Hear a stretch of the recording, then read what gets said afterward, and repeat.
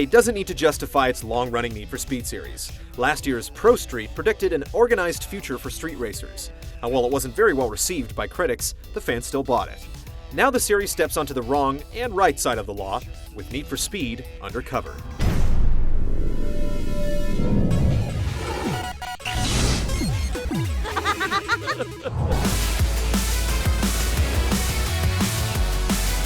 Once you go under, you're on your own. That's one of Undercover's teasing taglines, but it doesn't really play out in the game's story. Assuming the role of a skilled wheelman, you're under the constant supervision of Inspector Chase Lynn as you attempt to bust a smuggling operation in the fictitious Tri-Cities Bay Area. Your job is to drive. My job is to get you in. Nothing more and nothing less. Brief live-action scenes punctuate the story's every turn, with the actors playing to the camera as if it's you. It certainly gets you personally into the plot as the main character, but the plot plays out like an unconvincing soap opera.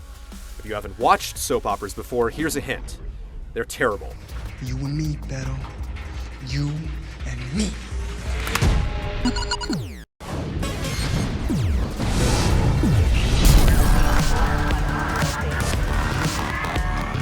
Need for Speed Undercover features an open-world structure with 3 cities linked by an extensive highway system.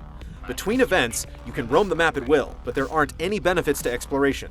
No hidden items or events to discover, and no bonuses for finding shortcuts. When you do enter a race, side roads are often closed off with yellow concrete barriers. This keeps you on course, but it just doesn't make sense in an open-world game. With a tap of the control pad, you can either jump to the nearest event or open the GPS map to choose. More traditional races include point-to-point sprints, multi-lap circuits, and time-limited checkpoint races. Frantic highway battles and outruns challenge you to pull ahead of your opponent for a set distance or time.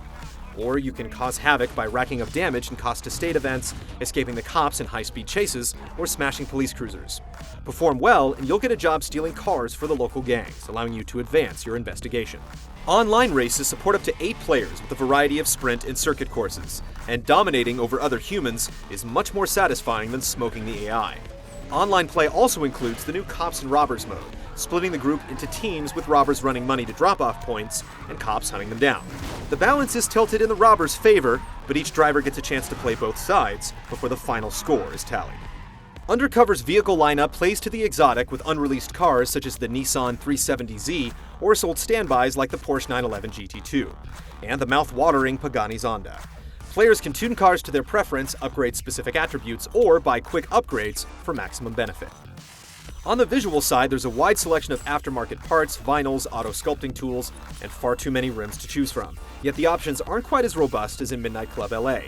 If you're too impatient to save in-game funds, a somewhat questionable option lets you transfer real money from your Xbox Live or PSN account into virtual dollars within the game. Money's pretty easy to come by, so we're not sure why this feature was included. While you may want to show off your ride, it should be noted that vinyls won't show up in online races.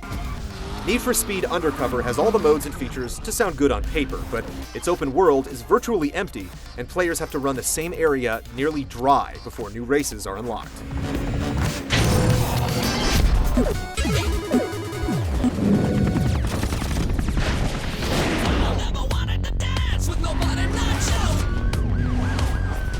Need for Speed Undercover is painfully easy.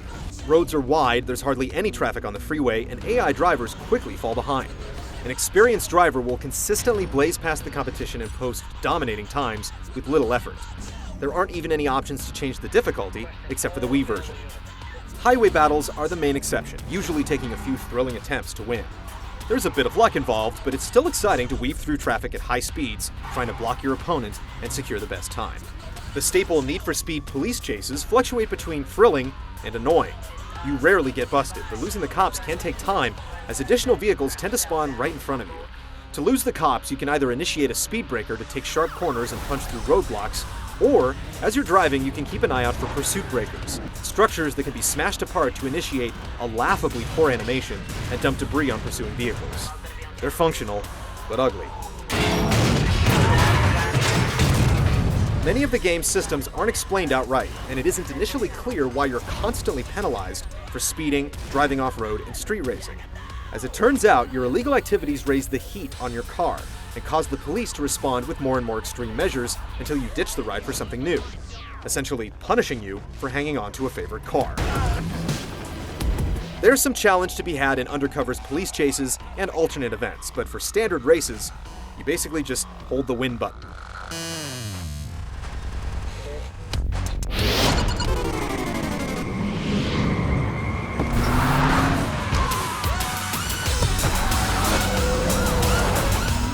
Artistic choices and technical issues both drag down Undercover's presentation. Every street race is held at either sunrise or sunset, leaving players to constantly drive into the glaring sun, and the problem is magnified by reflective streets. The sun also has a tendency to fly sideways across the sky for reasons we can't even begin to imagine. The frame rate is consistently poor, particularly in the PS3 version, but the 360 doesn't fare much better. While the Wii version can't be compared directly, the graphics are likewise subpar, and it still includes its own shiny street effect.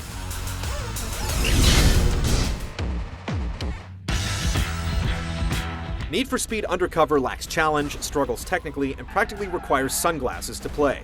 The framework for a stronger game is present, but the final product simply doesn't come close to competing with games like Midnight Club LA or Burnout Paradise. Don't blow your cover or your extra cash by picking this one up.